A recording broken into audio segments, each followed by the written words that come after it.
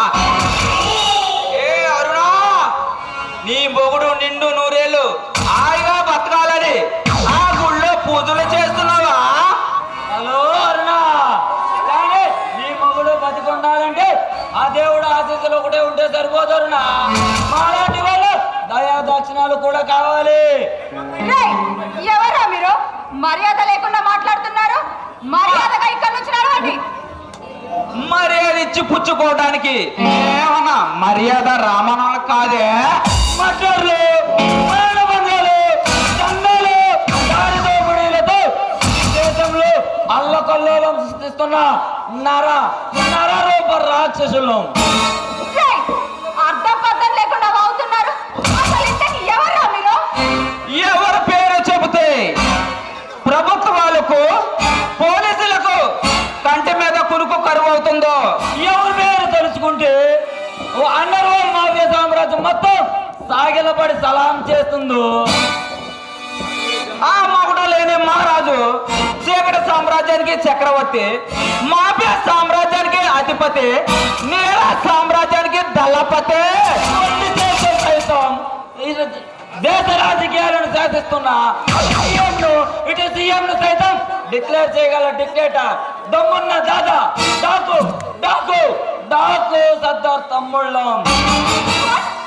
మీరు మీరు డాకు సర్దార్ తమ్ముళ్ళం. మా అన్న పేరు వినగానే ప్రాణ భయం పెరిగిపోతుందా?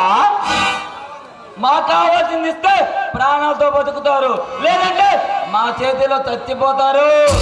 నిజం చెప్పండి, మీరు ఇక్కడికి ఎందుకు వచ్చారు?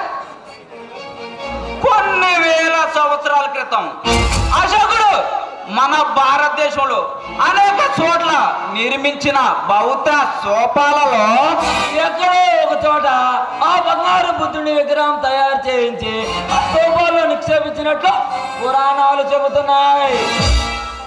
అప్పటి నుంచి ఎన్నో దేశాలు ఎంతో కాలంగా ఆ విగ్రహాన్ని కైవసం చేసుకోవాలని అడ్మిషన్ దొరుకుతున్న ఆ ఫలితం దక్కలేదు.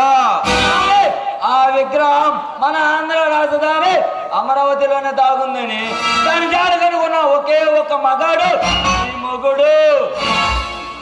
చూడండి, ఒక పురావస్తు శాఖ అధికారిగా నా భర్త ఈ సంపదని కాపాడి ఈ దేశ సంపదని కాపాడడం నా భర్త యొక్క కర్తవ్యం. కానీ ఆ విగ్రహం విలువ 1000 కోట్లు. ఇప్పుడు ఆ విగ్రహం వెలక తీసి ప్రభుత్వం పరం చేశారు.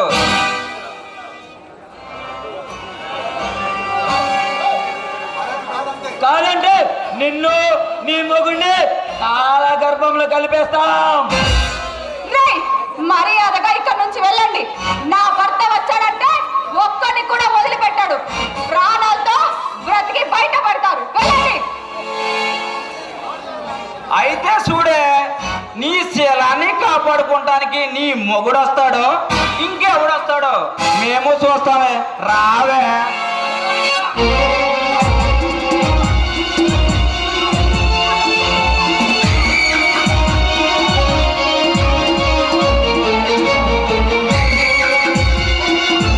నీ అన్నంతో ఆడుకుంటాం, నీ సర్వసాన్ని దోచుకుంటాం.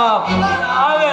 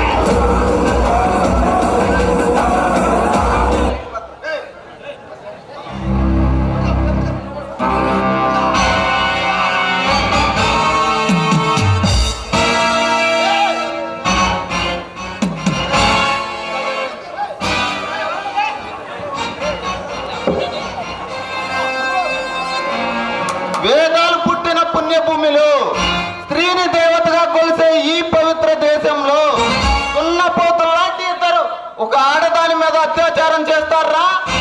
తొక్కి పట్టి నారత్తేస్తా. అసలు ఎవర్రా మీరు? బరి తెగించి నా భార్య పైన బల ప్రదర్శన చేస్తారు. మిమ్మల్ని ఇప్పుడే ఇక్కడే అడ్డంగా నరికేస్తా. సూర్యచంద్ర, అగ్నిపిడిలాగా తిరిగిపడితే బెదిరిపోవడానికి మేమేమన్నా ఆకురౌడీలం కాదురా.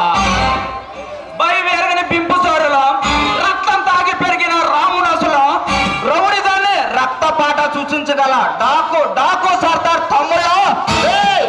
నేను పుట్టింది పులిచెర్ల, పెరిగింది మాచెర్ల, చదివింది పేరేచెర్ల. కత్తులతో కడప బాంబులతో ఆడుకుని పెరిగిన వాడిని. నా ముందు పిచ్చి కోతలకు వస్తే మీ పీకలు తగ్గొస్తా. సూర్యచంద్ర, వీరసింహారెడ్డిలో విర్రవేగుతున్నావు, సమరసింహారెడ్డిలో శబదాలు చేస్తున్నావు. ఇప్పుడు సింహంలో చెలరేగి మాతో సమరంలోకి దిగాలని చూస్తే మా చేతుల్లో చచ్చిపోతావు. పద్ధతిగా బతికితే 10 ఏళ్ల లైఫ్ ఉంటుంది. కాదు, మాకు పవరుంది, పలుకుబడి ఉంది. ఎక్కేస్తాం, మీద పడి తొక్కేస్తాం, ఆడవాళ్ళ మాన ప్రాణాలు తీసేస్తాం, ఊరిని వల్లకాడు చేస్తామంటే మీ ముక్కలు మూట కట్టి తుంగభద్రలో తొక్కుతా. సూర్యచంద్ర, ఈ పంజాబ్ పెప్పులు సింహాల ముందే పౌరుషం చూపిస్తున్నావు. మేము పంజాబ్ విప్పితే పాతాళ లోకానికి పోతావు. సూర్యచంద్ర, బాబు పగబట్టిన కాలనాగుల కన్నా ప్రమాదకరం. మాతో పెట్టుకుంటే నేను కాటికి పంపిస్తా. మీలాంటి పిల్ల బచ్చే బెదిరింపులకు నా మూతి మీద బొచ్చు కూడా వనకదురా. అడ్డదిడ్డంగా మాట్లాడితే అడ్డంగా నరికి అమ్మోరు తల్లికి బలిస్తా. సూర్యచంద్ర, నీ తోడు చూసి చాడుకోవడానికి ఇక్కడ ఉంది చిన్న పుల్లలం కాదురా. నీతో చెడుగుడడానికి వచ్చిన చిరత పుల్లలం. రక్తాన్ని రాలా కలుపుని తాగగల రౌడి పుల్లలో నువ్వు రెచ్చిపోతే నీకు రక్త శాసన రాయగల డాకు డాకు సర్దార్ తమ్ముళ్ళ. సైలెంట్ గా ఉన్న సింహాన్ని జూలు పట్టి లేపకండి. అది ఒక్కసారి జూలు విదిలించిందంటే తట్టుకోలేరు. పారిపోయి మీ ప్రాణాలు కాపాడుకోండి. సూర్యచంద్ర, నీలాంటి సింహాలకు చర్మగీతం పాడిన చరిత్ర మాది. నువ్వేంట్రా మమ్మల్ని చేసేది? మాట పెట్టుకుంటే మాడి మసైపోతావు. సూర్యచంద్ర, నువ్వు సావాలని కోరిక ఉంటే సరదా పడు. నిన్ను కూడా ఆ చరిత్రకు పరిశీలన చేస్తాం, పై లోకానికి పార్సల్ చేస్తాం. నన్ను రెచ్చగొట్టకండి. రెచ్చగొట్టి నాలో ఉన్న వేటగాడిని నిద్ర లేపకండి. ఆ తర్వాత మొత్తుకున్నా, వచ్చిన కాళ్ళు పట్టుకున్నా, ఆ దేవుడే దిగి వచ్చిన కనికరించను. అమ్మోరు తల్లి జాతరలో ఏట తల నరికినట్టు రప్ప రప్ప నరుకుతా. సూర్యచంద్ర, నువ్వు కొనుక్కున్నా ఆ నిధికి జాడ మాకు చెప్పు, నిన్ను ప్రాణాలతో వదిలేస్తా. సూర్యచంద్ర, నిన్ను కోటేశ్వరుని చేస్తా, కోటల అధిపతిగా మారుస్తా. ఎంతో విలువైన బుద్ధుని బంగారు విగ్రహాన్ని మీకు దక్కనివ్వను. దాన్ని వెలికి తీస్తాను, ప్రభుత్వానికి అందజేస్తాను, దేశ సంపదను కాపాడుతాను. సూర్యచంద్ర, ఆ విగ్రహాన్ని మాకెలా దక్కించుకోవాలో మాకు బాగా తెలుసురా. అది మా సొంతం కాకుండా చేయడం ఎవడ తరం కాదురా. పండిరా, అది ఎక్కడికి చేరవాలో అక్కడికే చేరుస్తాను. వస్తాంరా, మళ్ళీ వస్తాం. వస్తా, త్వరలోనే వస్తా, నీ అంతు తేలుస్తా.